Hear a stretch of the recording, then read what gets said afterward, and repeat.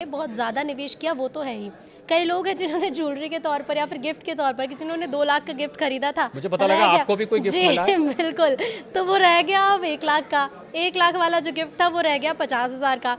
तब ऐसे में निराश होना तो देखिए थोड़ा सा बनता है कि भाई इससे बढ़िया कैश दे देते तो इतना नुकसान तो नहीं होता। देखिए पहले तो गिफ्ट लेने वाले के लिए हमने तो जो सीखा है कि गिफ्ट की कोई कीमत नहीं होती। नहीं, चांदी की कीमत लेकिन होती है शरद जी। नहीं होती है, पर जो गिफ्ट आपको दिया गया है वो तो कहते हैं ना, गिफ्ट तो कितने का भी हो, दिल से दिया गया है तो उसकी कीमत नहीं होती। मुझे पता लगता है आपके भी हस्बैंड ने शायद दिया है आपको, उसकी कीमत गिर गई है, तो गिफ्ट की कोई कीमत नहीं होती है। पर अगर आपको गिफ्ट मिला भी है तो आप उसको रखें।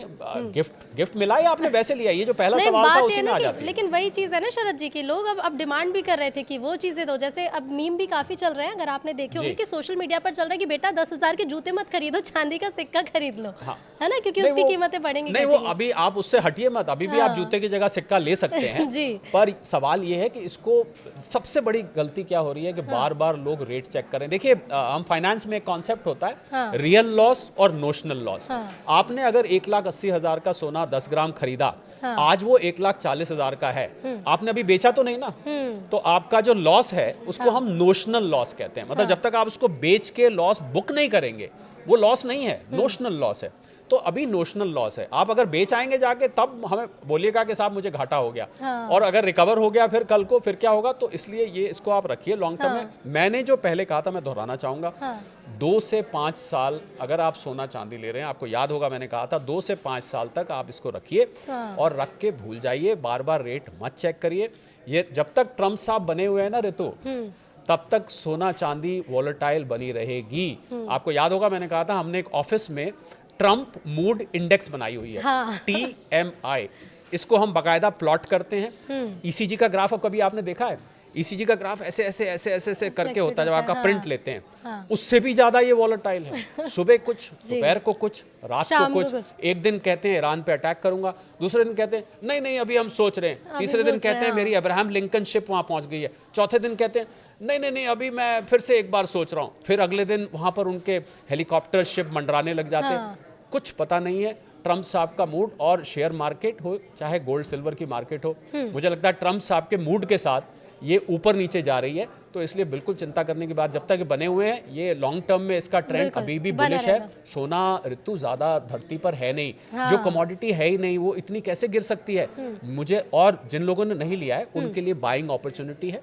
थोड़ा थोड़ा करके आप इसको इंस्टॉलमेंट्स में लेते रहिए, इकट्ठा करते जाइए। 2 साल 5 साल बाद फिर मैं आपसे मिलूंगा, वैसे तो जल्दी भी मिल सकता हूँ, तब आपसे पूछूंगा कि अब कितना रेट है। बिल्कुल शरद जी, लेकिन एक आखिरी सवाल जिसे एडवाइस के रूप में मैं जानना चाहूंगी, क्योंकि पिछली बार आपने हमारे दर्शकों को जो जो बताया वो अनुमान लगभग सही साबित हुए, हमारे दर्शक भी ये कहते हैं।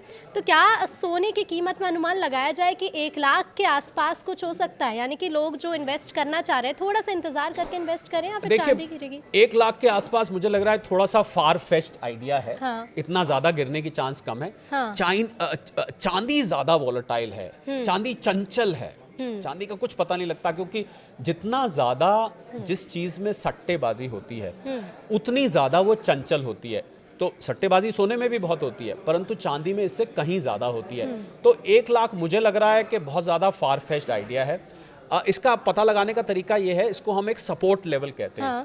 अगर ये एक कीमत पे आके उसके आसपास घूमने लग जाए, जैसे अभी 4600 और $4650 के बीच में घूम रहा है, ये 1,40,000 के आसपास घूम रहा है। अगर कुछ दिन यहाँ टिक, इसको पता लगाने का तरीका ये होता है, अगर कुछ दिन यहाँ टिक जाता है, टिक जाने का मतलब होता है कि ये इसकी इंट्रिंसिक स्ट्रेंथ या सपोर्ट लेवल बन चुका है। तो आप इस पे नजर रखिए, हो सकता है 1,30,000 तक आ जाए, उस पे नजर रखिए। जहां पर आके ये टिक गया, यानी कि जहां पर थोड़े से स्टेबल हो रहा है, स्टेबल हो गया, वहां से बाइंग फिर बनती है, वहां से फिर बाइंग बनती है। तो आप बाइंग कर सकते हैं, परंतु अपने इन्वेस्टमेंट एडवाइजर, अपने वित्तीय सलाहकार से सलाह लेके करिए, क्योंकि इन्वेस्टमेंट की सलाह बहुत व्यक्तिगत सलाह होती है, बहुत सारी चीजें देखी जाती हैं। हम और ऋतु जो डिस्कस कर रहे हैं वो मात्र एक एनालिसिस है, एक विश्लेषण है। बिल्कुल, जो स्थिति बनी हुई है और जो अपडेट है वो हम अपने दर्शकों को यूं ही बताते रहेंगे। लेकिन हाँ, अगर आपने निवेश कर दिया है तो बहुत ज़्यादा मत घबराइए, जैसा कि शरद जी भी कह रहे हैं, थोड़ा इंतजार करिए। अब इन्वेस्ट कर ही दिया है तो अब इतना दुख मनाने की ज़रूरत तो है नहीं, शायद कीमत बढ़े तो आपको फ़ायदा हो, और अगर नहीं बढ़ेंगी तो अभी भी काफ़ी ज़्यादा गिरी चुकी है। बहुत शुक्रिया शरद जी आपका हमसे जुड़ने के लिए, बहुत धन्यवाद आपका इस पॉडकास्ट में शामिल होने के लिए।